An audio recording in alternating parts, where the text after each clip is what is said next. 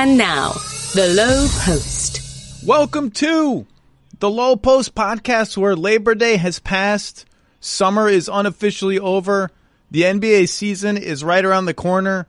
Team USA almost lost to Turkey. Okay. And to talk us through all of that, my friend and former boss and colleague, the great Bill Simmons. How you doing, sir?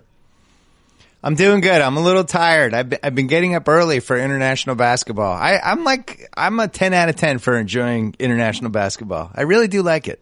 You were like breaking down Greece's late game play calling. Like I didn't know you were going to get that deep into it. Well, because the play calling didn't involve Giannis, who won the MVP in the National Basketball Association last year and was an afterthought in their offense for some reason. It was fascinating to watch. There's a lot of stuff that's really fun about just the kind of turn, like the different kind of vibe. The arena's weird, the horn's weird announcers, and how physical it is. The big takeaway for me just watching these games is, I'm really starting to think Serbia could beat the U.S. because these games are so physical that you actually do need the big, imposing center who can bang bodies, move stuff around. I was watching the Iran-Spain game today. No, you weren't. You were not. I don't believe that you were watching Iran-Spain. I don't believe it. Not only was I watching it, I was in disbelief because it seemed like Iran was going to win, and I could only name one guy in their team. But like even a guy like Haddadi, who was just a complete afterthought as an NBA player, the center is kind of weirdly important in these games. So they're old school, which I really appreciate. Well, I'll tell you, I was in the Balkans for a few weeks this summer, and I met with and had dinners with a lot of basketball people, and the talk was Serbia should win. I mean, it was like not like we have a chance to win, or whoever. Yeah, it's not like they have a chance, or maybe it's a golden opportunity. It's like no, they should just win. They're better. And I was like, oh wow, okay. The people are here already and Serbia is killing everybody. I don't think Jokic is the best player in this tournament because I think Giannis is, but I think he's the most important player to have in this tournament because the way they play, he's exactly what you would want. It's like when we were growing up reading about Sabonis in the mid '80s and just, how incredible he was as an international player. And then we saw a little of it at the 1988 Olympics, but the ability to at least put your hands up on defense, challenge some shots, but then offensively to go inside, outside, and the passing and the ball movement, all that stuff. He's exactly who you would want. I have long been, people can check the receipts as the kids say, I have long been on the Jokic is not as bad defensively as people think island because he has good hands. He's huge. He gets every rebound. He gets steals. He gets deflections. I get that the feet are a little slow. I think you might have a higher vertical leap than him.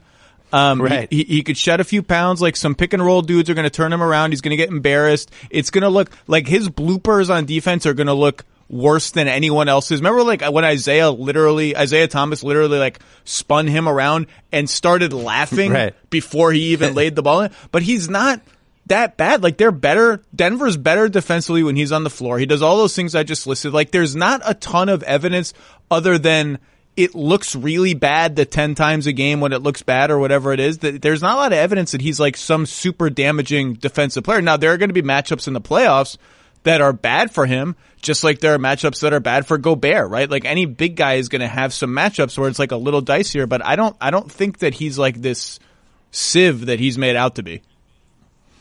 So what you're talking about is one of my favorite dumb topics, which is when great offensive players get maligned for being terrible defensively, and actually they're kind of sneaky, decent to pretty good in a lot of different ways because of one reason. They're so freaking smart. They're like basketball savants. So you take somebody like Curry, who I think the convention is he's not a good defensive player, right? But he's in the right spots at all the time, and he'll get weird charges at the perfect time, and his IQ is so high he can kind of cheat it. And Larry Bird was like the all-time example of this. Like Bird was actually like, I think he even made an all-defensive team. But when you watched him, you wouldn't have think like, oh, that's somebody I want guarding James Worthy. And he really probably wasn't. But he was so smart, and he knew how to do so many different things. Magic was another one. Magic couldn't have guarded me, but he kind of knew where to go and what to do. And I think Jokic is like that. I think I think when you're that smart at basketball, you can cheat it a lot of ways. And when you're talking about islands, by the way, I am still the only person on Enes Kanter isn't that bad at defense island. I have a one-bedroom shack, and there's nobody else on the island. Did you just recently take up residency like 2 months ago, or have you been exploring it for a while? I feel like this is suspicious. I feel like you may have recently took up residency. No, not true. 2016, when he was getting buried in the OKC series against Golden State. And the wisdom was like, you can't keep him out there. And meanwhile, every time he was out there, he was like crashing the boards. And it wasn't like the other guys they had out there were like, immeasurably awesome on defense. And that was when I thought it skewed a little too far. It's like, yeah, he can look bad if he gets trapped on the wrong guard. They're going to go by him. Like, it happens. You could say that about 2/3 of the big men in the league. But sometimes I think if somebody's bringing other stuff to the table, you have to kind of value it in a what they bring to the table, what they take off the table kind of way. And I always thought he was underrated. Ironically, he ended up on my favorite team. They might have gotten him maybe a year too late. We'll see. But I think sometimes we get carried away with some of this stuff. Larry Bird, I don't think I knew this. 3-time second team all defense. Yeah. I don't think I knew that he made that 3. I mean, if you would have given me 1, like every really good player will make 1. Like, it's like, oh yeah, that guy's really good. He'll make 1. 3. Okay. I didn't know that. And deserved all of it. He basically, Heinsohn used to talk about this during the CBS games. He basically created the free safety position for basketball. Like, he would just jump. They would put him on the worst guy on the other team. And then he would roam around like a free safety. So, and this was during the days when guys like Kent Benson were playing, so you could put him on Kent Benson. You knew Kent Benson wasn't going to do anything.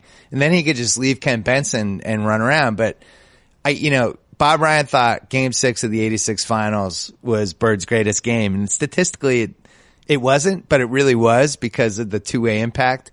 And that's a game, like, if you didn't know if Larry Bird was great at defense or not, that's the game. Cause he's just all over the place. I can't believe we're talking about Bird. This is great. From Team USA to Bird. I'm so happy. It just happened. By the way, one last thing on Curry. Curry also, I mean, first of all, he's small, right? So that hurts him. Or he's skinny.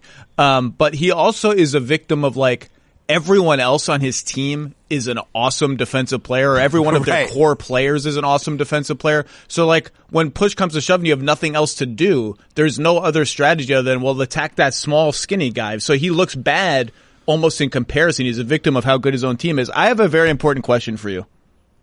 Yeah. Have you recovered from the Devin Booker incident yesterday? I feel like Devin Booker may have put up a W on you on Twitter yesterday. I'm not sure. I'm not sure how you feel. I'm not sure how you feel about that. What did he do on Twitter?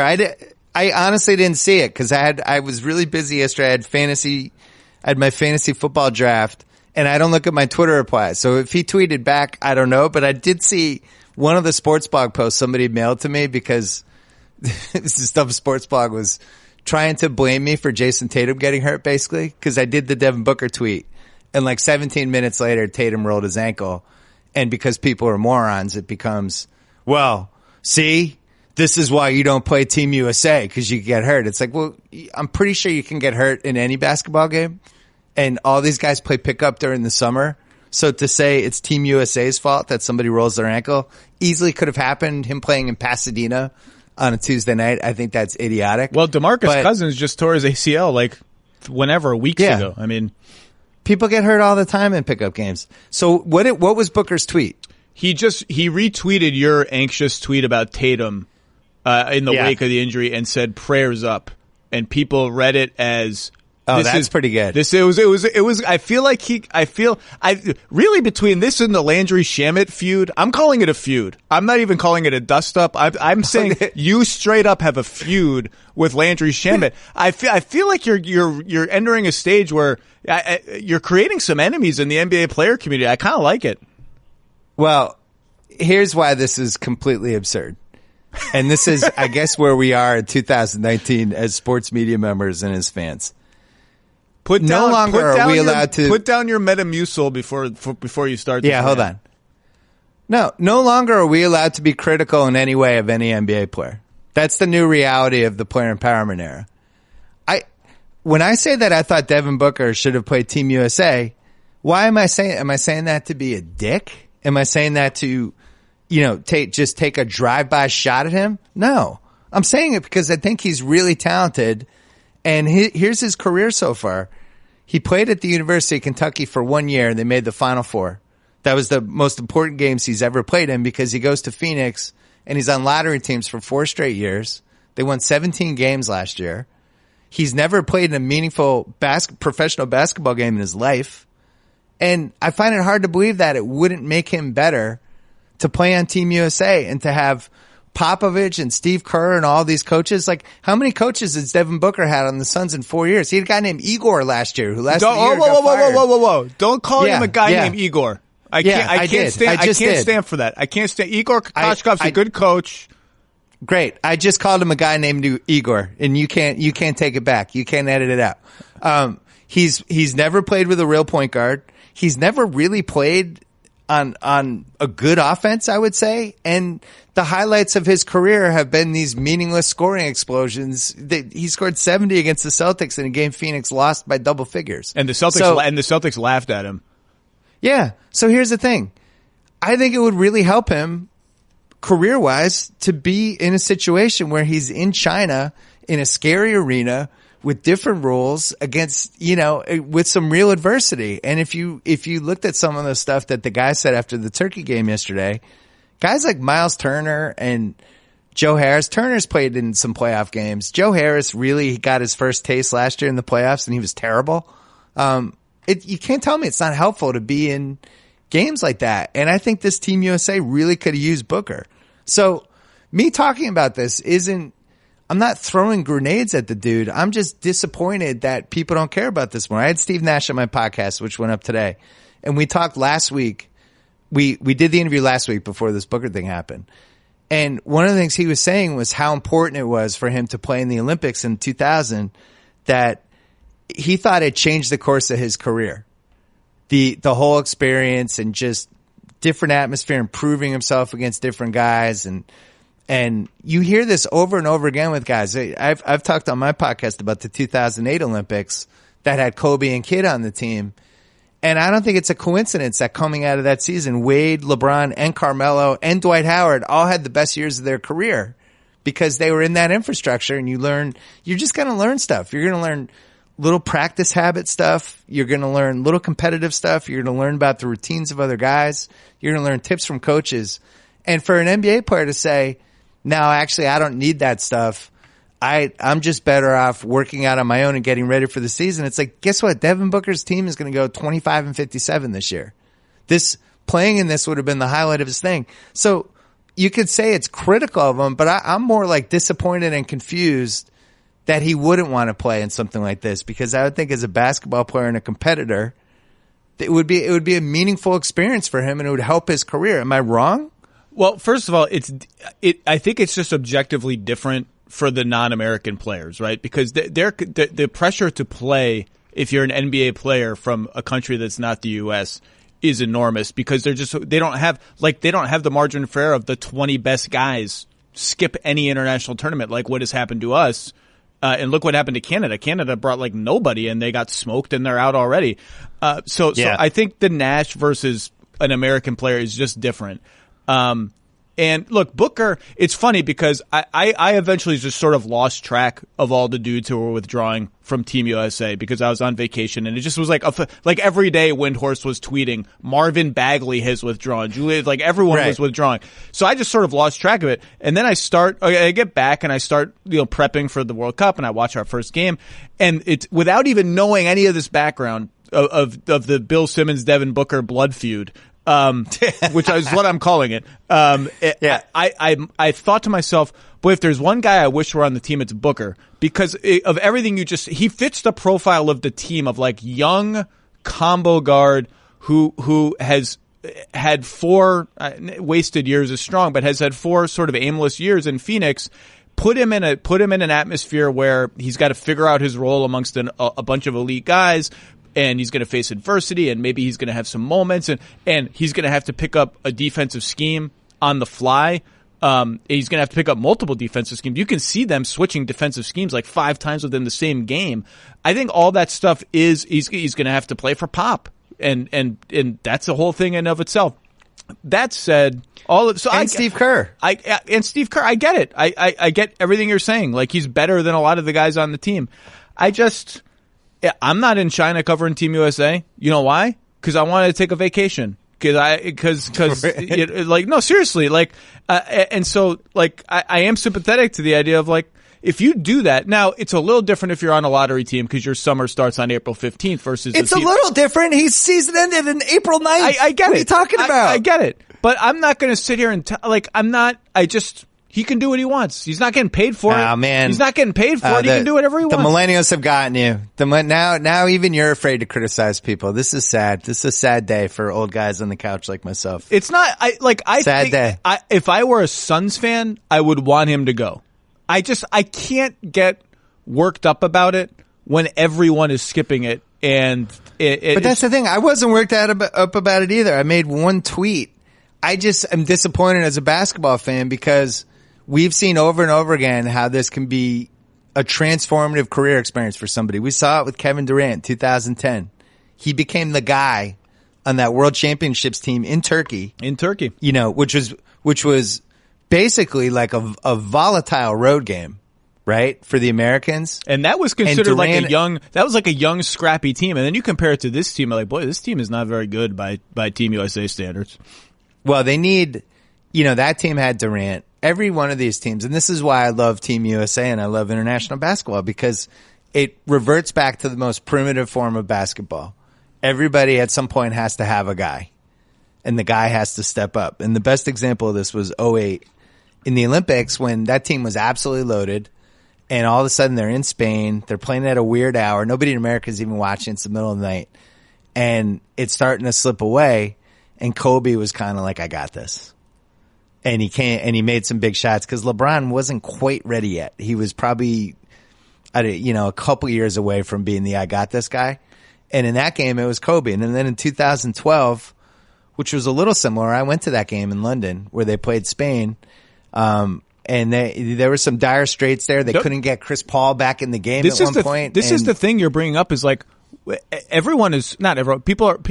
people who are just tuning in are surprised that Turkey almost beat us. Our A team has had our AAA team has had pretty close games against other teams, A teams in the Olympics. Those gold medal games have mostly not been easy games. 2008 and 12, there was a moment when it really seemed like they were going to lose. And I remember I was sitting with my friend Hershey, and we were both panicking with 5 minutes left. The other thing is you have these weird rules in the international where, you can't sub somebody in unless there's a real buzzer, right? So I still remember, I think it was either Chris Paul or LeBron just at the bench for 3 minutes waiting to come in, and you can't come in until, the flow of the game stops. I forget what the that rule. Variations are. I like that the take foul is just always an intentional foul, which almost cost us the game yesterday because Joe Harris took a take foul. And then they missed 4 free throws in a row. It was a choke. Which is incredible. Turkey should have won. Then the other thing was when we talk about the guy at the end of the game, Mitchell tried to take over in regulation and couldn't do it, and that was that's where I think, and this is what I love about this stuff. We're going to play Serbia at some point.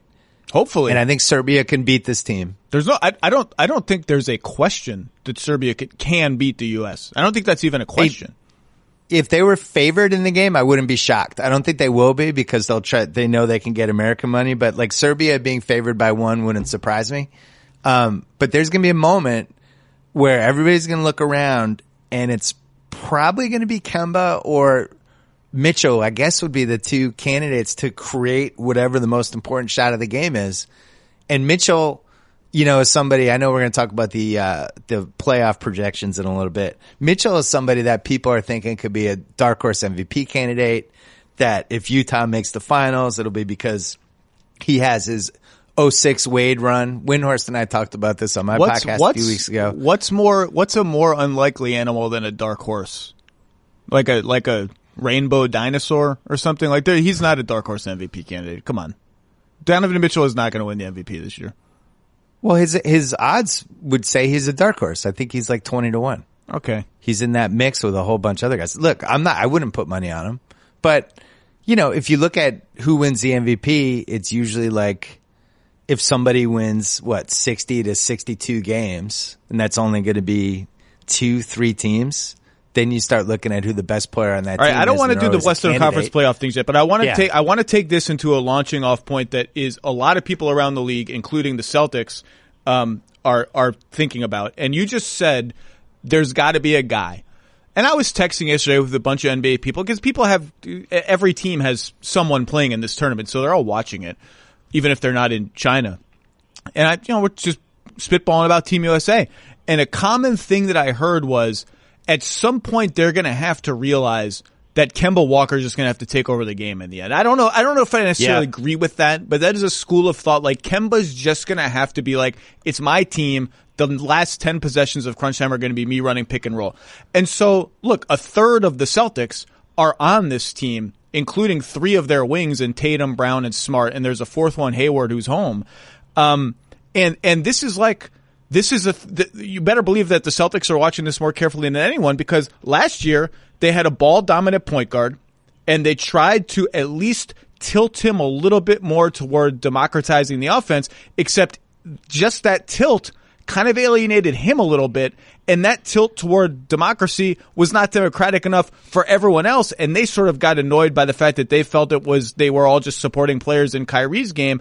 And one of the reasons why I think Boston is the most popular answer for who's the third best team in the East and who might be able to crack the top 2. We'll get to that later.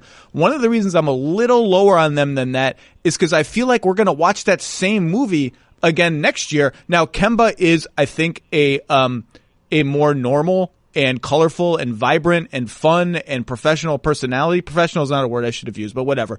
Than Kyrie, and if there is I supported it. If there is that sort of yin yang between ball dominant point guard and everyone else getting to dominate the ball too, it will be handled better. It will not create the kind of fissures it created last year. But I feel like we just saw that movie. It didn't end well. They lost the big man who held everything together. They have no power forward on the team, which is fine. Nobody has any power forwards anymore. It's a completely vacant position in the NBA. Grant Williams is going to have to play a lot of minutes for them. I'm watching Team USA, and I keep hearing Kemba's got to take over. It's Kemba's team. I'm like, boy, the Celtics are about to live this movie again. Can I have a counter? Yeah. I don't think it's the same type of dynamic with him as it was with Kyrie. I think part of the problem with Kyrie is that he's so brilliant, you're kind of paralyzed by it. And if he's not taking over in the last 4 minutes, it seems like anybody else who would have the ball, it seems weird. It's like, well, why wouldn't Kyrie have it? The guy's amazingly efficient and knows what he wants. I think with Kemba, it just feels more democratic with him. Like you even saw it in the Turkey game. It wasn't everybody standing around waiting for Kemba to do something. If anything, he was just trying to facilitate. He didn't care if he took the shot. In OT, he knew he had to take over and take a couple shots, so he did because that was their best option. I think that dude just wants to win and be a good teammate. I agree. No, I agree. I don't think he's counting shots. I don't think he cares about his per game. And I think he's an awesome teammate. And I think with the Kyrie thing, I was going the other way. I thought they should have done what Houston did with Harden with Kyrie. Like, just have him have the ball all the time. They were in this weird middle ground with him. And, where he's like basically allowing the other guys to have shots. But then in the last few minutes, it's mine. Get out of here. And at that point, just do the James Harden thing, Kemba also grew a little bit more comfortable as his Charlotte tenure went on, running off screens off the ball, which will help other guys have the ball. But he ran way more pick and roll last year than Kyrie. I'm guessing without even looking up, in the last 5 years, maybe 3 guys in the whole league have taken more crunch time shots than him. Now, that's partly a product of his bad team. That's the team, though. Yeah. No, I get it, but he's accustomed to playing a certain style, and his value is largely dependent on him having the ball a lot and playing that style. The other guy, I think the Celtics people are probably watching. Well, wait a second. We don't know that for sure, because give me the 3 best teammates he ever had in Charlotte. It's a sad motley list. It just is. It's not. They had no other choice but to give him the ball. You kind of glossed over Hayward. I think they are fully expecting a lot of the offense to run through Hayward next year. And you could feel the seeds of it happening in March and April when he really started playing well. And I don't know what happened to him. And then the seeds came up dry when it mattered. I don't know what happened. I can't explain that. But I do think his confidence was up and down violently all season. And when it was up, all of a sudden looked great. And when it wasn't, but I think he's going to have the ball in his hands a lot. And I think they're going to play Kemba off the ball way more than I think anyone. There's only one problem with playing Kemba off the ball. He's 5'11". So if you get a decent closeout on him, it's just different than Klay Thompson catching and shooting, or name a regular. I just am interested in the Celtics, and watching Team USA is reminding me of it, because for years and years now, as the NBA has trended towards small ball and threes and good decision making wings and all this, it's been a common sort of school of thought, and one I've agreed with, that like you just can't have too many smart, rangy wings on your team. You can't have too many of those guys on your team. And the Celtics are actually kind of an interesting test case of like, maybe there does come a point when you have too many. I don't necessarily believe that, but they're going to be interesting this year. I have a question for you. Wait, hold on. One last thing. If they use him like Portland uses Dame Lillard, and Dame Lillard has had better teammates the last few years than Kemba did in Charlotte. If you think of it as that kind of model where he has the ball like Dame does, but also can play off the ball too, and they did get a little creative with him where he didn't always have to have the ball to succeed. Why couldn't the Celtics do that with Kemba? I think they will. I just think it'll be interesting to see how it works. And the other guy, I think I'm very curious about, and I know the Celtics are too, is what does Tatum have as a ball handler and a playmaker that we haven't seen in the NBA yet? And on Team USA, you've had to have been impressed so far with his like first, second, and third dribbles around a pick and roll. Like he has a nice little and then not finishing. Yeah, he's got a nice little in and out dribble. He's getting to the rim. He's throwing some nice kick out passes. Now the timing on the passes isn't quite there yet, right? Like they're a little bit like a half second late, or the defense is already rotating back to where he's passing it. But like I think you have to be encouraged by the way he's approaching his playmaking duties, and that's something interesting for the Celtics. Now, let me ask you a question. He's hit every checkpoint I've wanted him to hit reading about how he prepared for the summer, because he's really devoted to his all-around game. And I also think he grew.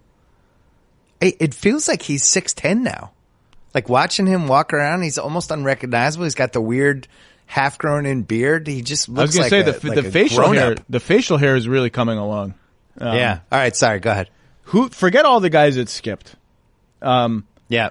This was the question I challenged you on, and I don't know if I wonder if we're going to think of the same guy. Of the guys who were willing to go, but aren't there, or weren't asked to be there, or didn't make the team, who should be on the team? So I don't know if he said I didn't want to go, but I was thinking about it during the Turkey game. You're going to laugh. I would have loved Jimmy Butler on this team. I'm assuming anyone that good. I assume made his intentions clear. Like, no, maybe call me in the Olympics. But but what if you go to Jimmy Butler early and you're like, look, dude, we think you're great. We want you to be. We need an alpha dog on this team. We need somebody who will really teach our young guys what hard work is and come through at the end of the game and do the whole thing. Just make this your team. You be the leader of this team. Because I was thinking about it during the Turkey game. Joe Harris is playing small forward, basically. Look, I get it. He can extend the floor, all that. I don't trust Joe Harris. If we're down 2 against Serbia with 10 seconds left and Joe Harris was shooting, I wouldn't be confident it would go in, because I just don't think he's had a lot of big-time reps.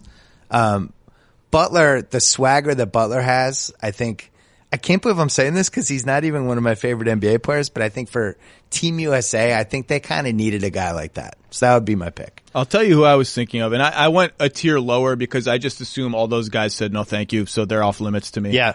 And I thought about Aaron Gordon, and I don't get why Aaron Gordon isn't on the team. I think I've heard that he wanted to play, was not invited to camp. I've heard that he wanted to play, and like I'm watching them play. Now, it's not like he's a great passer, but he's a decent passing power forward, and we have zero players like that. We have Team USA has no power forwards unless you count Harrison Barnes, who is a power forward a lot in the NBA, is also going to start probably at the 3 this year for the Kings, so call him whatever you want. And I'm watching us try to beat zones throwing the ball to Miles Turner 20 feet from the rim, and he's just not good enough at doing that yet. And then I'm watching us play Harrison Barnes at center, and even Chris Middleton has had a couple minutes at center. I'm like, man, I don't know why. Like, why is Miles Plumlee why is Mason Plumlee on the team and Aaron Gordon is not on the team? Probably because Mason Plumlee has played on the team before, so they view it as, he's committed to the program, he can play, blah, blah. I guess I'm sympathetic to that. But Aaron Gordon is the guy I thought about. Like, he can play small ball 5. His jump, I wonder how much the extra, foot or two of the shorter 3 would help his jumper in FIBA. He's a good passer. He's explosive. I just don't get why he was not really, like, I thought of Julius Randle in the same way, not as good of a shooter. And he withdrew late, I think, for personal reasons. I kept thinking of guys like that. Throw them the ball 18 feet from the rim, and they're going to be making good play. That was the name that came to mind. Well, the other one we didn't talk about was Zion. And just the fun factor of having him on this team. And when you talk about, he's so early in his basketball development, who knows, but is the type of guy who could play that position, and at least if he's 18 feet from the basket, you have some options. I personally wish he had been on this team, but I think Tatum has kind of emerged as the two-way power forward that you're kind of talking about. Now, I don't think he's as sophisticated of a passer, but I think the stuff he did, he had some of the biggest, him and Mitchell had all the big rebounds in the Turkey game. And Mitchell's you tweeted about this. Mitchell's weak side offensive rebounding was really like transcendent. He was jumping into piles of dudes and he was 5 feet in the air getting rebounds over people. I still feel like that would be my bet, that he has a chance to go up a notch, but the Serbia game is freaking looming. And I'm going to mispronounce half the guys on Serbia. Ick. You just got to get Ick out of your. It's itch. You got to get itch. Popovich. Just pretend there's an H. Yeah. Just pretend. Well, there's this could be. I know we're going to talk about the West. I'm very bullish on Denver, and this could be kind of the start of the year Jokic. The other guy we should mention for Team USA that I just think would have been great. Chris Ryan he was on my podcast. He had a whole theory about how we should have just done what they do in soccer and just have like an under 23 or an under 24 team. Jamal Murray. Now, not always reliable, but he's Canadian. I'm talking about. Oh, that's right. And he withdrew from Canada's team. Canada brought no one. Kem Birch is holding it down for Canada, and they're going home. I forgot he was Canadian, so they could have had him. They could have had R.J. Barrett, Shai Gilgeous-Alexander, Wiggins. Tristan Thompson, Kelly Olynyk. They're loaded. Nobody came. Wiggins hasn't played in 4 years. Wiggins is about to get Canadians are like the nicest people in the world. They're about to turn on Andrew Wiggins if they haven't already. It's how you can feel it happening. Yeah, like 5 years ago, if the Raptors had somehow traded for him, they would have thrown like a national party. And now they're like, I'm not sure we'd give up like Anunoby and Van Fleet, and Ibaka's expiring. Not that popular. How many times do you think Sam Presti has popped in the Andrew Wiggins DVDs just to make sure he doesn't want to trade Chris Paul for him? Ooh. Like once a week?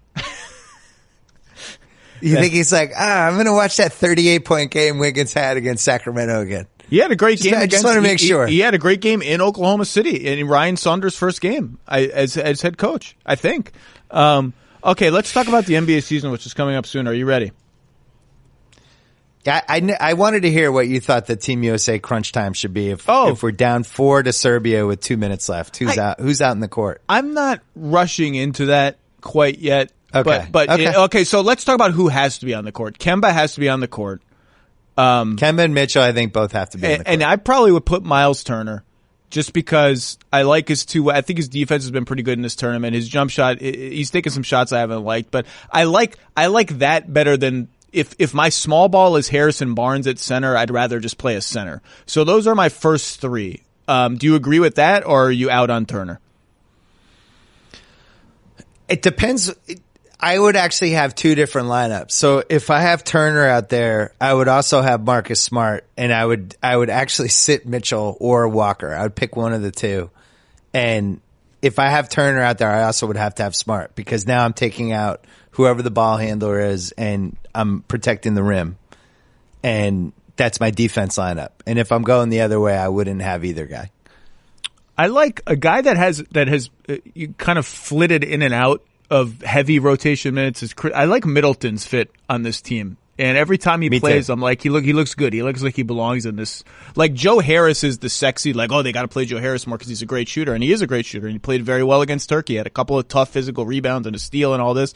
I kind of think Middleton is the guy that I'm like, maybe that guy should be in more. But it's early. They've played 2 games. I'm not going to fret about this until the elimination. All right, let's go. Let's go to the NBA. People, it's time to simplify your morning and evening routine with a simpler electric toothbrush from Quip. It has timed sonic vibrations to cover the basics, that's every part of your mouth, and just take 2 minutes twice a day. It has a mirror mount that puts brushing front and center in your bathroom, so remember to bookend the day using your new brush. With an electric toothbrush from Quip, you'll also get sensitive sonic vibrations for an effective clean that's gentle on your sensitive gums. The built-in 2-minute timer. It's built in. It pulses every 30 seconds to remind you when to switch sides so you don't go left heavy or right heavy. It has a multi-use cover that works as a stand, it mounts to mirrors. It's easy to travel with. Quip is one of the first electric toothbrushes ever accepted by the American Dental Association. They're backed by over 25,000 dental professionals. That's a lot. And they have thousands of verified 5-star reviews. Super easy to use, super easy to travel with, and also, as you'll see, super affordable. That's why I love Quip. It's the perfect gift for getting back into a routine. It starts at just $25. And if you go to getquip.com/low, my last name, the name of this podcast, you can get your first refill pack for free. That's your first refill pack free at getquip.com/low, LOWE.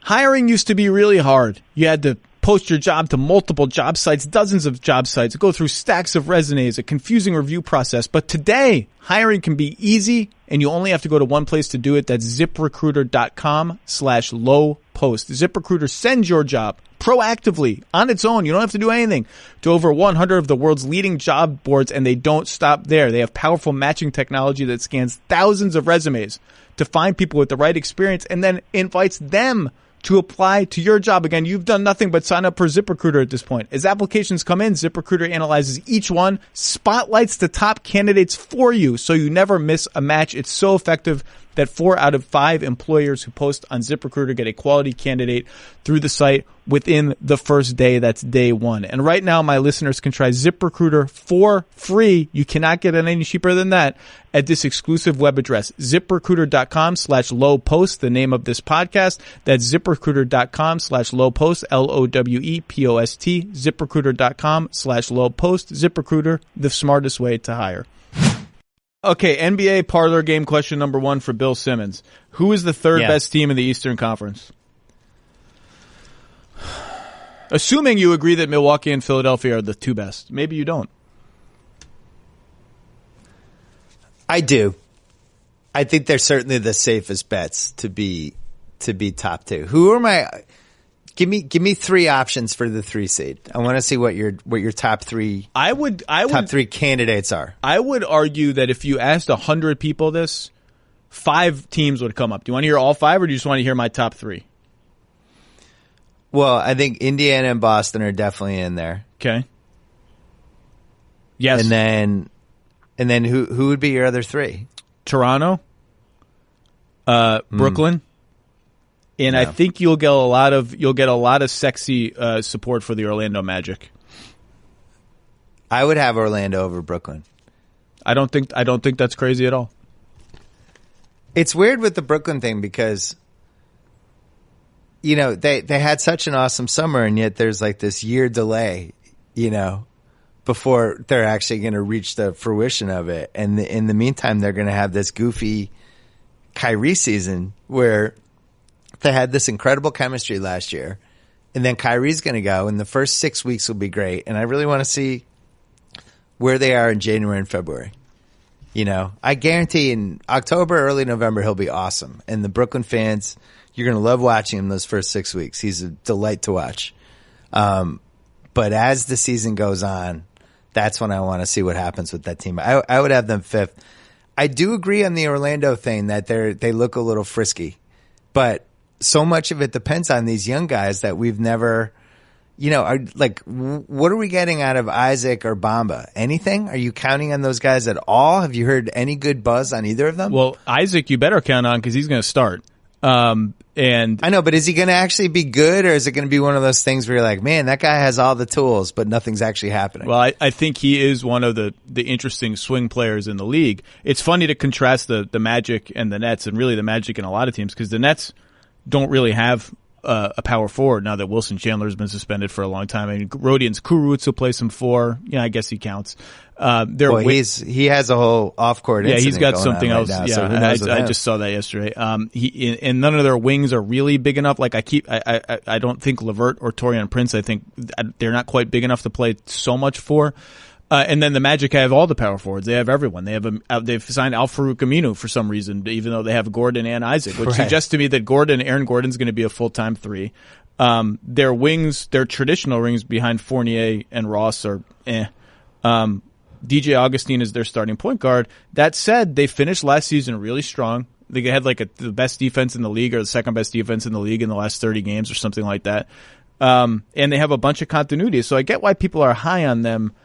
I want to see a little bit more how real that was. I mean, the stats suggest their defense was real. It's not like they got lucky. Teams were missing like a crazy amount of open threes or something. I will say this, though. Every once in a while, you get a Victor Oladipo leap where it doesn't come till he's in his 5th year or 6th year, whenever it was in Indiana.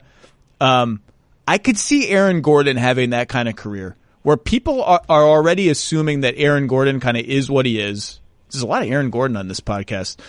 He's only 24. Yeah, I think you're right. I could see it too. I could really see a mid-career, he figured some stuff out about what he should be as an NBA player. I don't know who I would pick, honestly. Boston is the most popular choice. As I've polled people around the league, Boston is a choice that keeps coming up over and over again. People just love their perimeter talent, and I get it. There's a lot of talent on that team. And Tatum and Brown, everyone is trying to wash out the disappointment of last year from their mouths, but those guys are still really young, and everything suggests they should get better. The big man rotation and the complete void, the Horford void, makes me a little nervous. Yeah, I think they're the safest bet for 3, and I think Indiana has the highest upside. So that's where I'm landing. Because I just think the Celtics are going to score points. I think as the season goes on, we're going to learn a lot about how miserable last season was for a bunch of different reasons. I don't think it's an accident that these 4 Celtics on the Team USA are all hanging out together and all love each other. And, basketball, as we both know, it's at least partially a chemistry sport, especially during regular season. And if this team just really likes each other, and with the talent they have and the ability to put up 110 in any game, that could be 47 to 50 wins, pretty easily if everyone stays healthy. I don't think they have the upside of going higher than 51 and 31, something like that. But I look at Indiana because, Oladipo, I'm not saying people forget, because I hate when people forget Oladipo's good. No, everybody knows he's good. But I do think we're kind of glossing over that he was probably a top 10 or a top 11 guy last year. And because we didn't see him in the playoffs last year, you put him, Brogdon. I think Turner is going to be really good this season. The Team USA thing will really help him. And they steal TJ Warren, which still bothers me. I've been waiting for TJ Warren to go on a good team. And then Sabonis, I think, to me, that's an obvious trade guy, right? Because at some point you don't need Turner and Sabonis. And if you really want to improve one spot, or you luck into a situation where some team's season is going the wrong way and somebody becomes available you don't expect, I think Sabonis has real trade value. Kevin O'Connor keeps mentioning whether a Sabonis Jaylen Brown thing would make sense. Well, it's the most obvious trade in the league, and I've believe me, I've picked not that specific one, but Indiana big for Boston wing is among similarly Boston wing for Orlando big. I mean, it's one of the most obvious trade structures in the league.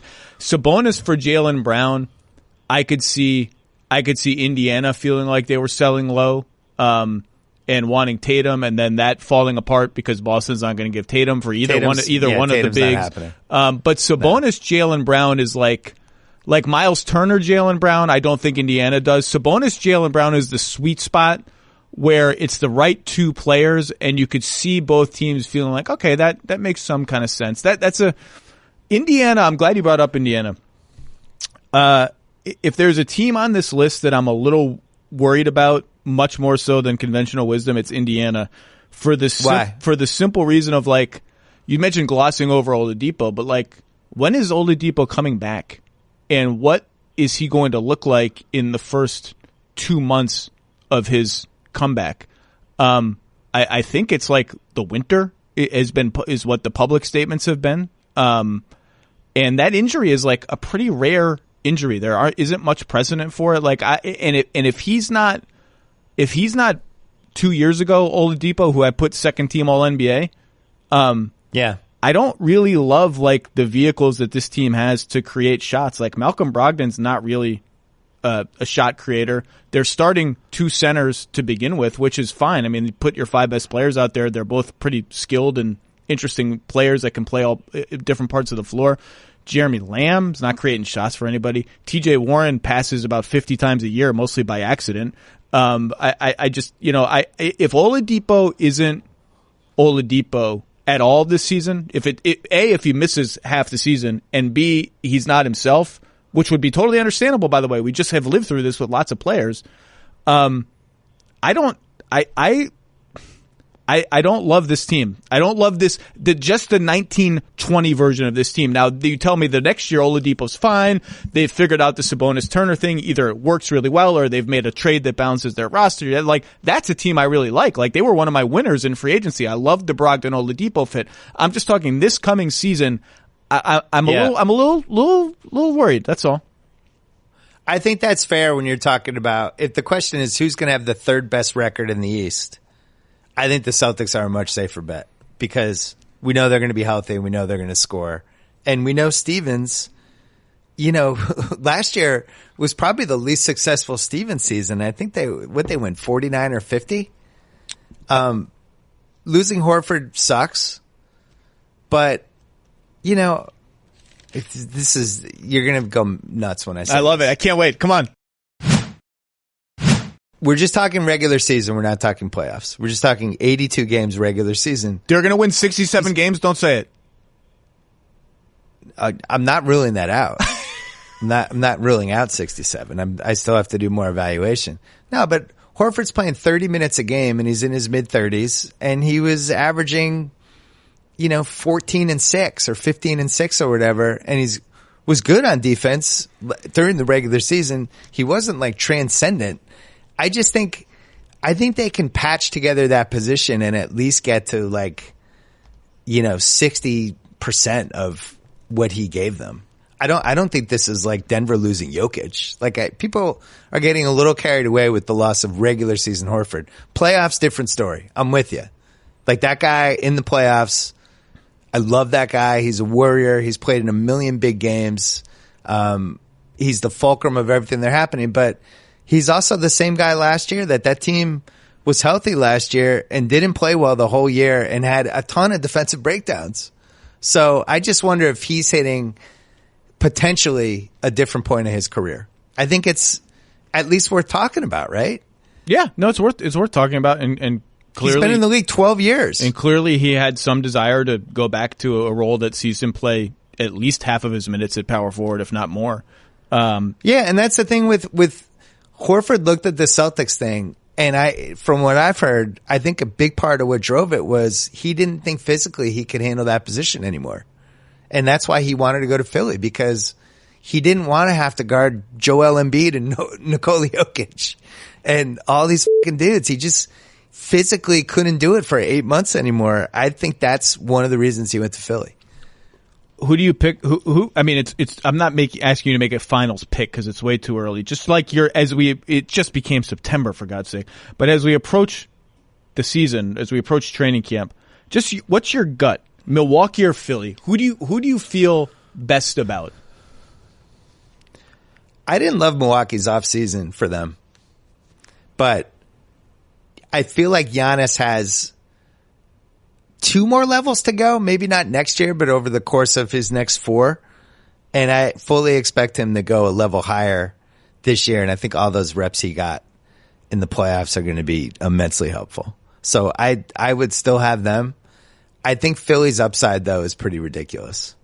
And a lot of it involves, is Ben Simmons actually, is this shooting thing actually going to be real for him? Or is he at least going to make people respect it a little bit, like how Giannis was able to make people respect him at least a touch from 24 feet?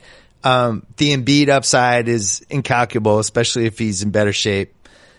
And I just think if you're going to pick one team in the conference who would be like, all right, somebody's going 65-17 in the East, who's it going to be? I think Philly's the only team that has a chance to do that. I don't think they'll actually do it, but you know what I mean? Like, I just think their ceiling's the highest. Philly is incredibly weird. They're going all in on, they would tell you we're not going all in on size, we're going all in on talent, and the talent that was available to us happened to be big. Okay, fine. They're going all in on size. Their crunch time ball handler when things got tight in the playoffs is gone and was replaced by no crunch time ball handlers at all. That's Butler. They're going to need someone among this Tybal, Zaire Smith, Korkmaz, Shake Milton. Like, these guys are going to have to play and they're going to have to play meaningful minutes. They lost Redick, whose off-ball movement and his 2-man game with Embiid was such a huge part of their team. And yet, I'm flirting with the Sixers make the finals pick. I just think the talent is just overwhelming. Their size on defense is insane. And Milwaukee, I just don't get. I'm still uneasy about letting Brogdon go. And Milwaukee was at its best last year. Milwaukee's default team construct was Giannis at the 4. So pick your 3 perimeter guys: Brogdon, Bledsoe, Middleton, Giannis, Lopez. Right? That's your core. Every core lineup looks like that. Now they'll play here and there with Giannis, Ilyasova, Lopez, Giannis, Mirotic, Lopez. Like those lineups were good, less than 100 minutes each, but they were good. I don't know. So this year Brogdon's gone, and so it's Bledsoe, Middleton, Giannis, Lopez. I'm a little wary of Bud filling out that question mark. I'm a little worried. Like, having watched the playoffs, I would be all in. You left out Wes Matthews. Well, no. I would. This is what I'm saying. Having watched the playoffs, I would be all in if I were a Bucks coach or front office person of trying to see if Pat Connaughton or Sterling Brown are the question marks. And I don't think Bud is going to do that. I think Bud is going to default to old guys like Kyle Korver and Wes Matthews, who may not, let's be polite, they're accomplished veterans, may not have a lot left in the tank. Like George Hill, like those are the guys, and like George Hill was great in the playoffs for them. So maybe I'm wrong. Maybe this is all, and if Giannis can make standstill threes from the top of the arc, all of this is meaningless because then there's no answer to guarding him anymore, even though the delightful Croatian coach of Brazil thinks that he's figured out Giannis, which is my favorite FIBA subplot so far. Incredible. Croatians aren't messing around, man. They will make some bold declarations right in your face. They're not going to be polite about it. Something about Milwaukee well, you left out the biggest Milwaukee thing. They extended Bledsoe during the season when he was playing really, really well. And it seemed like, oh, that's a pretty good price for him. Surprised Bledsoe didn't roll the dice with free agency. He might have been able to get more. Milwaukee gets him at a solid price. I was pro the extension. And then in the playoffs, it's like, oh my God. This is a borderline disaster. They can't keep this dude on the court in a do or die playoff series. And now they're stuck with him, and they lost Brogdon. So the way that played out, like if Giannis leaves in 2 years, and I would certainly never rule anything out in the NBA where it's like whack-a-mole and Tinder. If Giannis leaves in 2 years, I think that's going to be ground zero for why he left, because they had this weird Bledsoe Brogdon thing that they might have been able to keep both, or No, maybe there's no might have. All you have to do is pay the tax, and you keep both, and you don't even have to pay that much. You keep both. That's it. Okay, but they also could have played it out in the playoffs, and then I just don't think they would have kept Bledsoe after that playoffs. I really think they would have just let him go. But now they're stuck with him, and now Brogdon's on Indiana, and I thought Brogdon was their best guard. I know his health thing was up and down, but I just trusted him the most in a playoff series. And I don't trust Bledsoe. And I don't think dude's been in the league all decade. I don't see that changing. I don't see me trusting him. So you left out one thing that I really like about this Bucks team that I'm excited about. I love when brothers play together, and having the Lopez's together. I think they're going to end up playing them together with Giannis at the small forward. Stop it. I could see Stop them. it. I'm telling you. Stop it. I'm telling you right now. You mark my words. Double Lopez, Giannis, Middleton, and Bledsoe will be a lineup. We'll bet a steak dinner right now. Right now, I'm telling you. We'll bet a steak dinner. You watch. Where do you want to set the minutes? 100 minutes of Lopez? I'll take the under. Yeah. 100 minutes. You watch. Okay. The plus minus is going to be like plus 17 for 100 possessions or whatever. And you'll watch. I'm going to be mailing it to you and laughing my ass off. Double Lopez. 100 minutes of the Lopez brothers. The other guy who should be in that question mark conversation, if you wanted to go the bigger route, like Mirotic or Ilyasova. Don't do it. Don't do it. DJ Wilson. I know what you're going to say. Oh, I thought you were going to say Dragan Bender. Well, I really wish I could say Dragan Bender, but I don't think I was like, don't do it. I don't think I can with a straight face. By the way, hilariously, they're still paying Spencer Hawes and Larry Sanders this year. That's amazing. Wait, what? Can we say one last thing on Philly? Yes. And you know, I love JJ, and he's the Ringer Employee of the Year 3 years in a row. I just think they're better with Josh Richardson in that position because of his ability to defend. Well, also, like Josh Richardson last year. Point blank. Yeah, well, last year, Josh Richardson, I think the Heat realized midway through the season, we've overtaxed Josh Richardson as a ball handler. Like we've reached the peak of what Josh Richardson is as a ball handler, and he's kind of quaking under the burden a little bit. Like his shooting percentage is starting to go down. At the same time, Point Justice Winslow made a leap and became a good player and really a point guard. And so Josh Richardson started coming off more screens. Now he's not going to do it like Redick. He's not going to look like Redick. He's not as good of a shooter. His release isn't as quick. JJ Redick's one of the 5 best shooters in the world. But he started to do more of the actions. Like I think we will see Josh Richardson 2-man game with Joel Embiid that looks a little bit like Redick's 2-man game with Joel Embiid. So I don't. Something about Philly is sexy, man. I like the Sixers. They're weird and they're crazy, and it could all blow up, and they could all hate each other, and maybe Embiid is still out of shape and drinking the Shirley Temples. But I like their team. I think Josh Richardson is overqualified to be the role he's going to be on Philly, which is great for him and for them. I think he was underqualified to do what Miami asked for him last year. I just think it's in a great situation for him. And the catch is going to be Simmons, right? He's going to decide for better or worse what happens with this team. And if he ends up being used like he was used in these tough playoff games last year where he basically does not have the ball in the half-court offense and he's just kind of hanging out around the rim hoping to get an offensive rebound, then no. Then there goes the upside. I have a team for you that I kind of like that I don't want to say has a chance to be the third best team, but I think is going to be incredibly frisky. And it's not Orlando. I bet I know who. Can I guess? Yeah, you're going to be able to guess. Chicago. No, no way. Okay. I kind of like Miami. Well, they're the 6th team. If you're going to say that I omitted a team from this conversation, it's Miami. So there's a couple things going on with them. Dragic in a contract year. Now he's 33, but you and I have always loved Dragic. He's had an up and down Miami experience for a variety of reasons, but I still think, if they're doing point justice and Dragic is your third guard, change of pace guy off the bench with, I think potential NBA Twitter hero for his rookie season, Tyler Herro. Yeah. Well, I thought you were going to say Deion Waiters. Well, so have you seen? I know we've talked about it during our weekly meetings on Waiters Island, but There's been some impressive Instagram photos of waiters. I've looking completely ripped, showing off the six pack. So you got that. You know, I've always liked Olynyk. James Johnson, like every 3 years is good. Every 4 years, it's like a presidential election. You don't know when it's going to happen. And Adebayo, like, I just kind of like the team. I like how the pieces are, and I think they have a great coach. I think Jimmy's really going to own being the guy. Like, he's really going to enjoy it and thrive on it. He better own it. He better own it and enjoy it because he picked it, and that's what he wants. So here it is. Yeah. Own it. You know what I mean? Own it.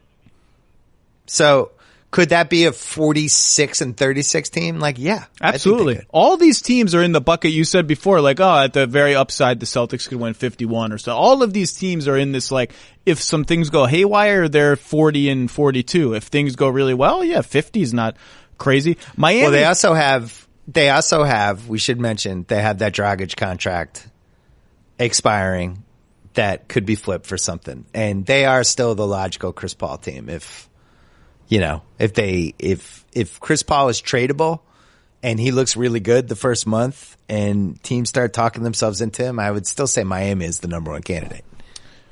They are up there with Philly, ironically. They're just a weird team. They're huge. They have all of these guys who are like, I don't even know what position they play. They're all the kind of size of power forwards like James Johnson and Justice Winslow and Derrick Jones Jr., two shooting bigs and Olynyk and Myers Leonard.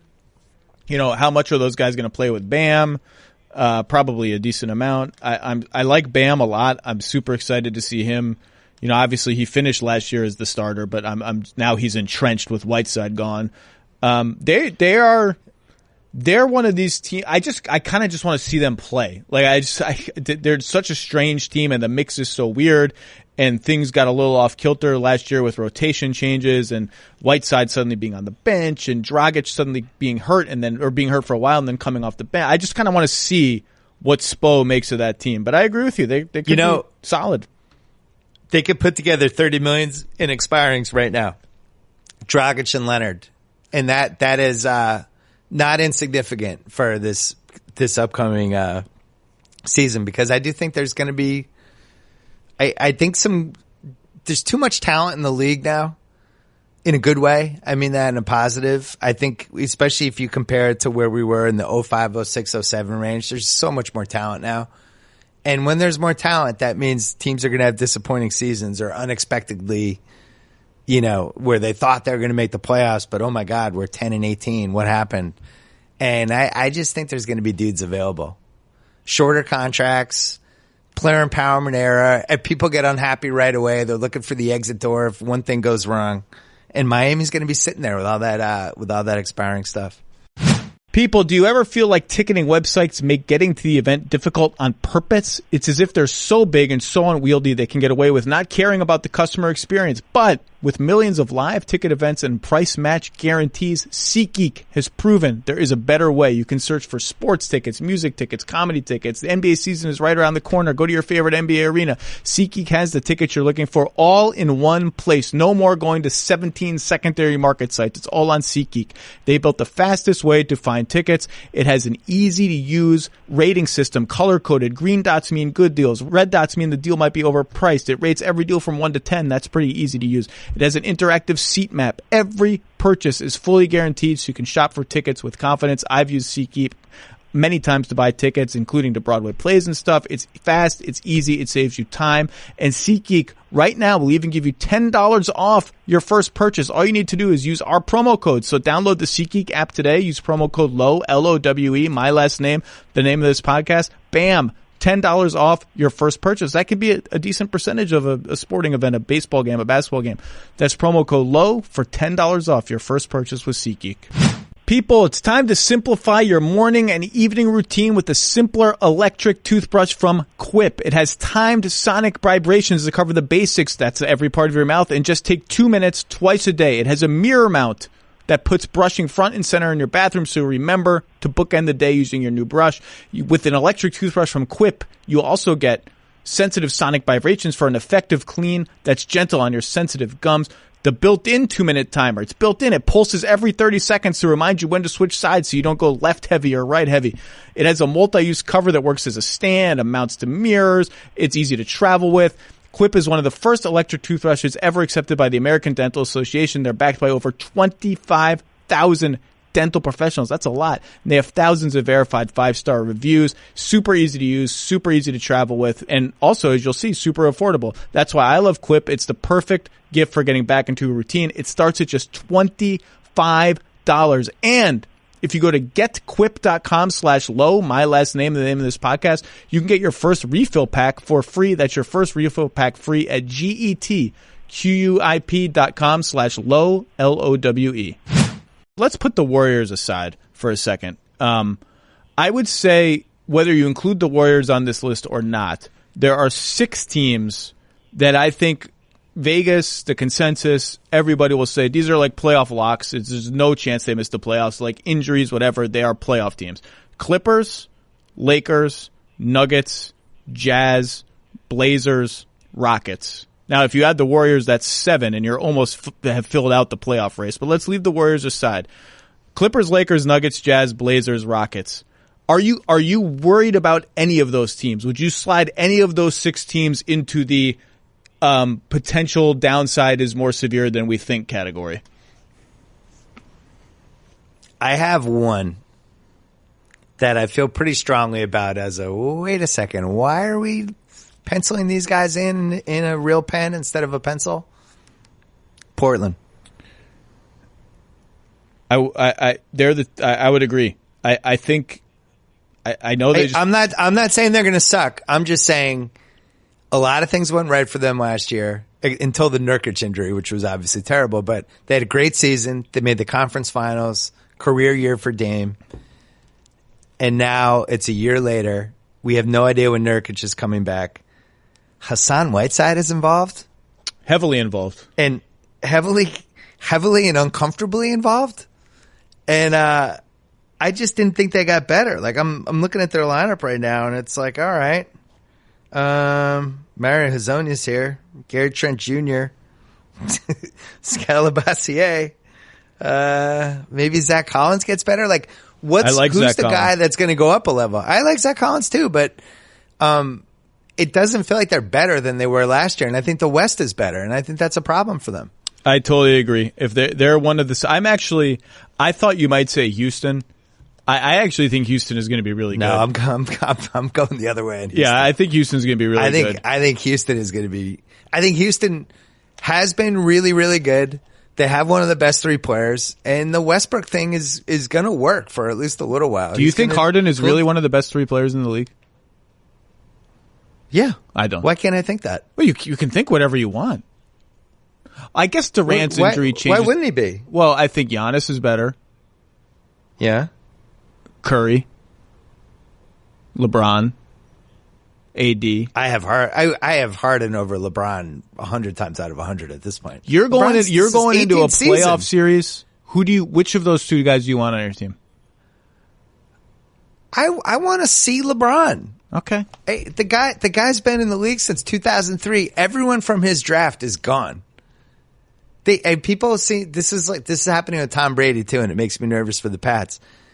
These athletes hit a point where we just assume it's going to go on forever, and it's like he got hurt last year.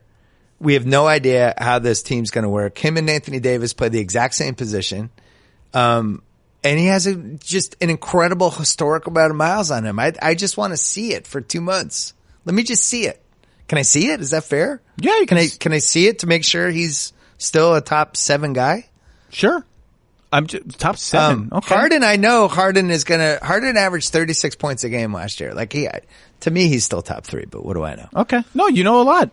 I'm surprised you're that bullish given how some of their postseasons have ended. Now I think that even is unfair considering they took the Warriors to 7 when the Warriors were the Warriors.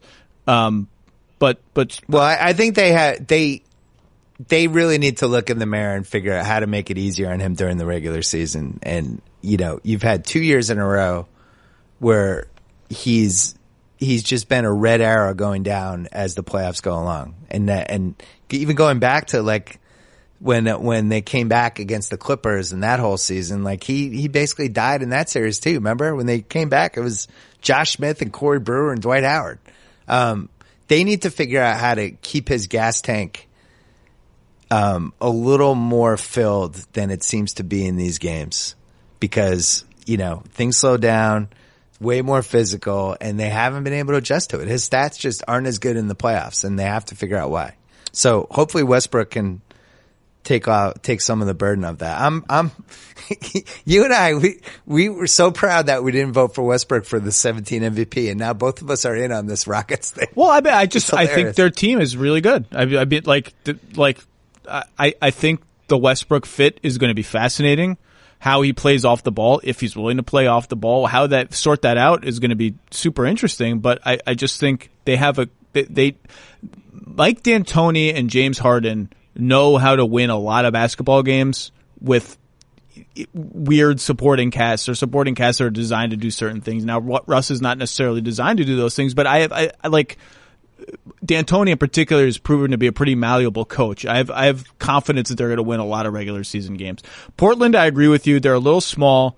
Now we'll see how Anthony Simons and Nasir Little maybe help them out, but if Collins, I guess, is going to start at the 4 for them, alongside Whiteside. I think he projects more as a 5. And so who are the 4s on this team? Again, it's either little wings like your Rodney Hoods of the world, or it's Anthony Tolliver and Mario Hezonja, guys who just aren't very good. I think that of those 6 teams, I think that's the team that you have to be like. People are going to think it's crazy to say Portland might miss the playoffs this year, or to pick almost any of those teams anyway. Like, it's not crazy. Like, somebody weird is going to miss the playoffs. The West is the West. Crazy. Exactly. Someone good is going to miss the play. Like, if Sacramento wins 4 more games more than expected, if Dallas, I kind of like Dallas, by the way, if they win 4 more games than expected, Tim Hardaway randomly shoots 45% from 3 this year or something. Like, New Orleans, if they figure it out fast, I like the Spurs. I'm for sure picking the Spurs to make the playoffs. I think people are sleeping on the Spurs as a potential 50-win team. Like, someone good is missing the playoffs. I don't know who it's going to be, but it's going to be somebody. Sacramento, the biggest strike against them is that they're Sacramento. Because if you actually just look at the talent on their team, it should be in the East. You could say they could be potentially a 5 seed or a 6 seed. I love Fox. I know you do too. I'm super high on Fox. I'm excited for him. I'm just worried their team skews a little bit towards the 4 and 5 spots, and they're going to be counting a lot on Bagley this year. Good. Bagley. Well, I like Bagley too. So Denver is the more I start getting excited for the season, the Denver part of this, and the fact that they have a trade to make potentially, and I think they're the logical Bradley Beal team if he decides to be the next person who's like, get me out of here. I've been beating that drum for months, maybe longer. I love that trade for them. They have the pieces to make it happen if Washington ever gets religion, and so does Portland, by the way. Portland also has the pieces. I know you like that trade. You like McCollum, Lillard, and Beal all together.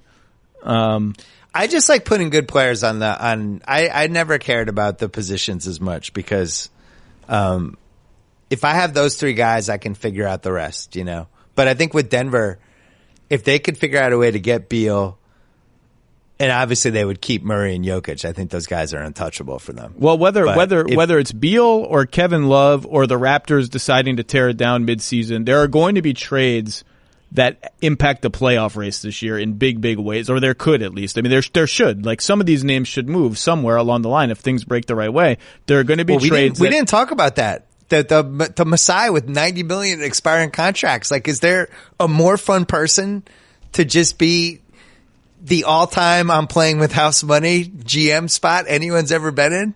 He's won the title. He's already proven he doesn't give a about, like, everyone's expendable. He doesn't care. I'm prepared for anything with that team. I am too. Believe me, I've spent a lot of time trying to put Kyle Lowry's name in the trade machine. A lot of teams could use Kyle Lowry. Like, somehow, if it's just he makes a lot of money, so some teams just can't quite put together the salary. But there are teams like, if you turned DJ Augustine into Kyle Lowry, like, that team's all of a sudden kind of interesting. I don't really think that if you turned Reggie Jackson into Kyle Lowry, now obviously it takes a lot of other stuff to even get in the conversation for Detroit to get Kyle Lowry. Like, Kyle Lowry, Blake Griffin, Andre Drummond. Like, I'll watch that team. That's kind of interesting.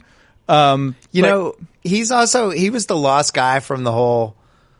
It was almost like too many things happened those last couple rounds. And the Kawhi thing was such a fascinating thing to watch unfold. Then the Durant thing was unlike any experience we've ever had. And then Toronto actually trying to win the title and the whole country banding around them. The Toronto-Philly game, Clay going down. There are all these subplots, and then Toronto wins, and then all of a sudden everybody's changing teams. And the Kyle Lowry thing kind of got lost because, you know, he was one of the better players of the decade, I feel like. I don't know if he was one of the top 6 or 7 guards. I'd have to make a whole list, but he certainly was like a memorable player from the decade. And we had all kind of decided on what he was and what his ceiling was. And, you know, he'd been picked apart a lot, and now he has a ring, and it's like a completely different career, right? Like he has a ring. Talking about playing with house money. And he has a ring. And for a guy who probably averaged 15 points a game last year, is not known as a scorer, he came out in a closeout finals game and I believe scored the first 11 points of the game and finished with 26 or something. It was like one of the great, I'm here and we're winning and I'm going to play out of character if I have to get us there. And they won. It's very like, you know, Chauncey dined off the 2004 playoffs for the rest of his career and got the nickname Mr. Big Shot, all that stuff, which I debunked in a column a few years later. I'm sure he appreciated that. Well, look, he was awesome in the 2004 playoffs. The Mr. Big Shot thing was malarkey. But malarkey, boy, you really are going like you sound like my dad all of a sudden. It's baloney. I'm sorry. It was hot baloney. It was balagna. But he was incredible in the 2004 playoffs, and he lived off that for the rest of his career. And I think Lowry now, everything that happened and how he came through over and over again during the playoffs, I think now he moves into this next part of his career where he moves into that Chauncey Billups late 2000. Remember when Chauncey went to Denver? It's like, oh, Chauncey's here. Chauncey's a winner. He's been, and he was. And by the way, Denver almost won the championship. Yeah, and he was I think he was in the top 5 MVP that year, and he deserved it. He was great, but he became that guy where it was like, yeah, that guy's been there. That guy's played in huge games. He knows what it takes. And I think Lowry could have that for the next couple years on the right team where it's like, that guy's got a ring. That guy stared Steph Curry in the eye and outplayed him. A couple of Toronto tells is that Lowry is up for an extension now. And there's been some rumblings that, you know, maybe you know, one of the parties has an interest in that. I don't know how serious that is, but like if there's no extension there, that's maybe a tell. And Siakam is up for an extension now, and if I were Pascal Siakam's agent, I would ask for the max or close to it. And Toronto will look at his cap hold, which is very, very small, and say, well, why would we eat $15 million of cap room by extending you now? And so they will telegraph some of their ambitions for the next year shortly. I would imagine if some of these deals don't get done. I think they're going to be good next year, by the way. I think they do. They have the possibility. I agree with you. You mentioned the extension thing. I feel like this has been an underreported type of thing, how these different teams have handled it, right? Like Denver just said, Jamal Murray, here's $170 million. Meanwhile, they could have waited till next summer and basically give them the same contract, right? They're just giving it to him early, and it handicaps some of the stuff they get to do as a team. They didn't care. They're committed to him and Jokic. The Celtics looked at Jaylen Brown, and they're like, yeah, let's hold off on that. Yeah, right. Same now, thing with Toronto and Siakam. Right now, that doesn't feel like one. We'll talk. Yeah, that the Jaylen one doesn't feel like it's getting done right now.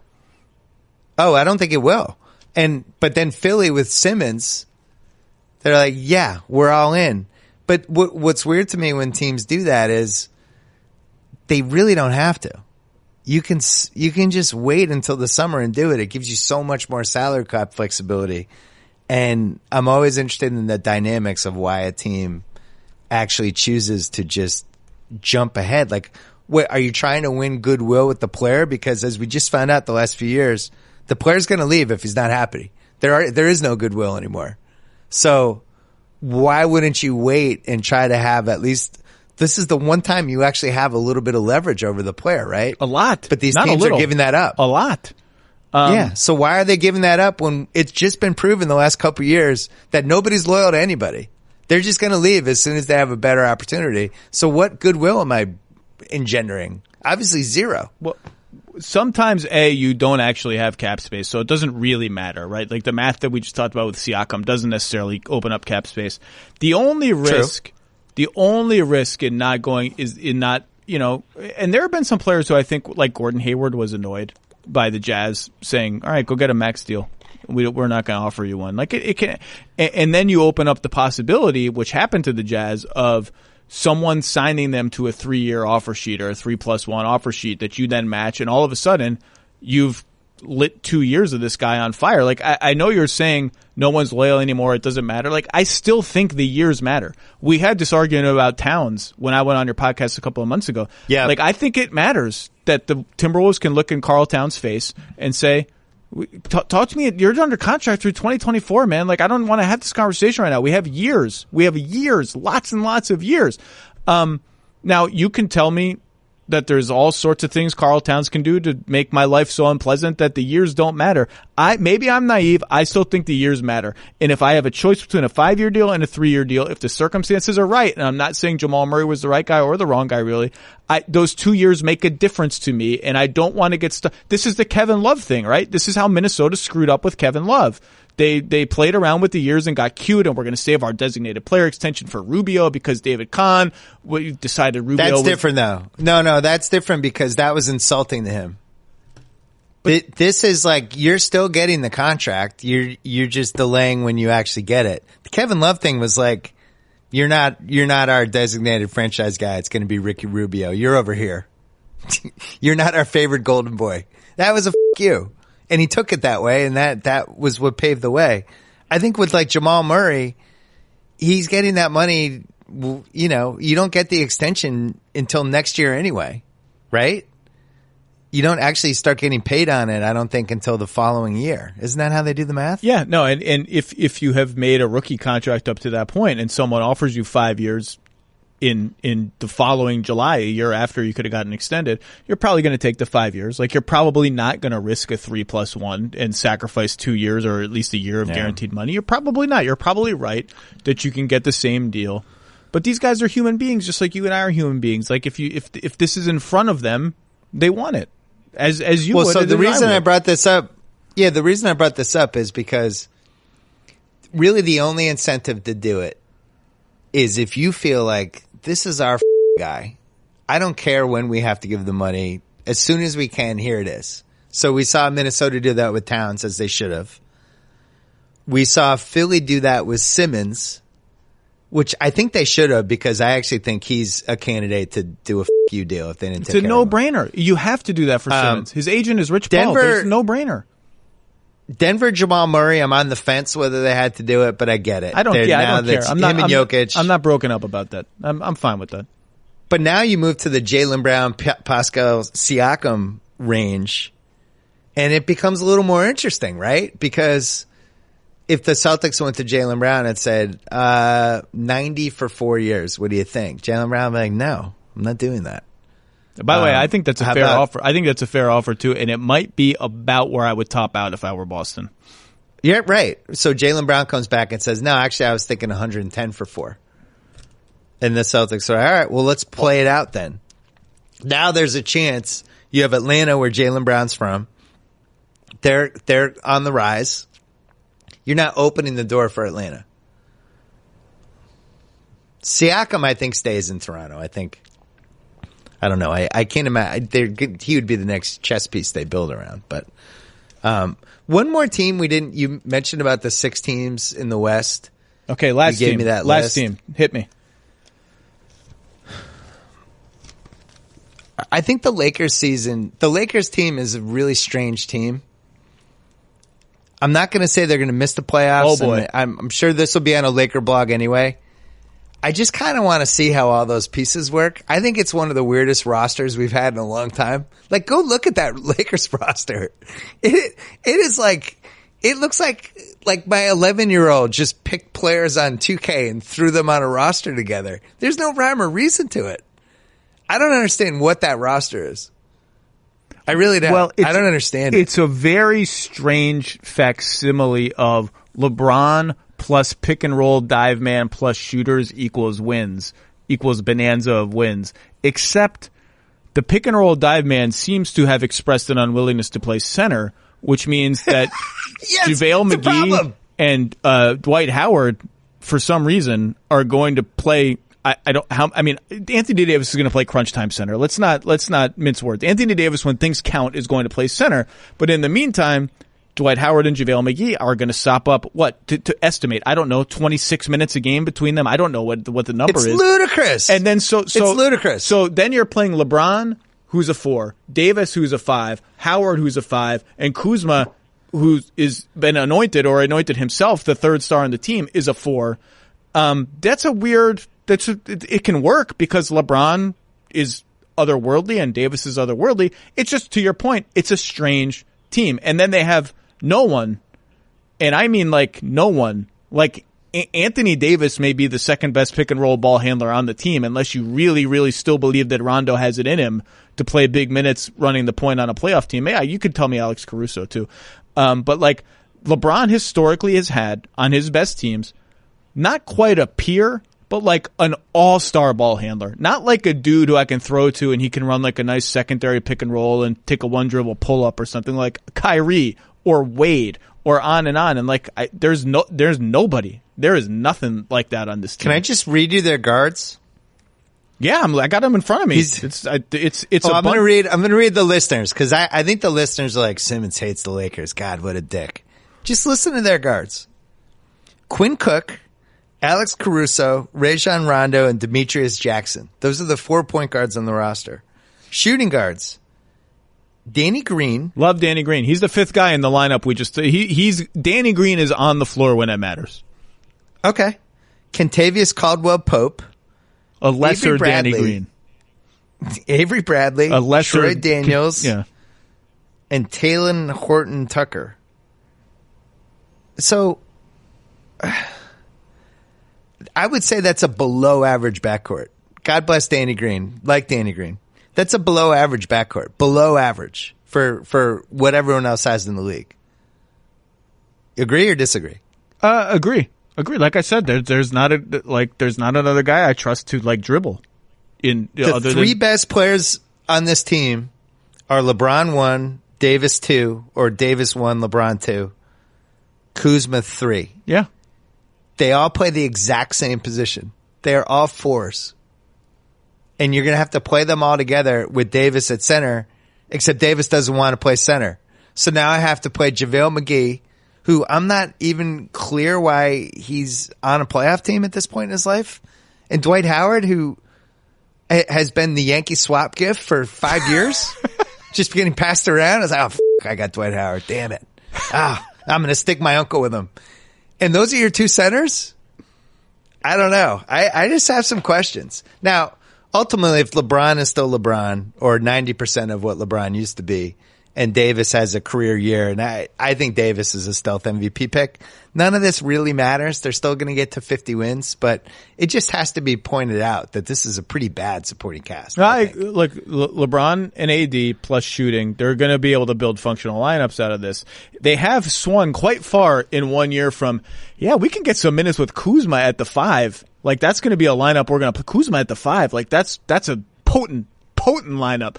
To now is like, Dwight at the 5 and AD at the 4 and Kuzma is like a shooting guard. Let's do that. Like that's how we're going to play. It's very strange. One of the problems with Kyle Kuzma, he's not a really very good shooter. Seems like that's an important part of what people seem to think Kyle Kuzma's game is. I mean, he shot 30.3% from 3 last year. That's low. That's like Russell Westbrook, Dwayne Wade range. I'm giving him the benefit of the doubt because he was 36.6 the year before, and I think his looks are going to get a lot easier this year. So I'm gonna assume. Plus, he's not shy, so he's not shooting 30% on. I hope you're right. I like Kyle Kuzma. Yeah, he's not shooting 30% on like the kind of looks that Rondo gets. He's shooting 30% on like LeBron's hurt. I'm taking a 3 dribble pull up leaning 3 on the wing. Oh, I missed. Well, who cares? Our team stinks anyway. Like I think on this team, I'm going to predict he shoots better than average from 3. Well, he's going to have to because him and Danny Green are going to be the two guys spacing everybody. It's certainly not going to be anyone else on their roster. Good luck. Good luck if you think Caldwell Pope is going to be draining him from the corner. Are you waking up early tomorrow to watch? Who do we play tomorrow? I don't even know. Don't we play tomorrow? Probably we're playing somebody with a lot of beards. There's a lot of beards in this World Championship. I look forward to your early morning analysis of FIBA. We got. Yeah, I'll try not to insult anyone by saying I wish they had been on our Team USA. So insulting. I'm happy you've gotten over Landry Shamet coming at you on Twitter. That was a good moment. I enjoyed Landry Shamet. Landry Shamet was not going to let you make fun of him. I'd missed that for about 2 weeks, and somebody told me about it, and I went back retroactively and saw it.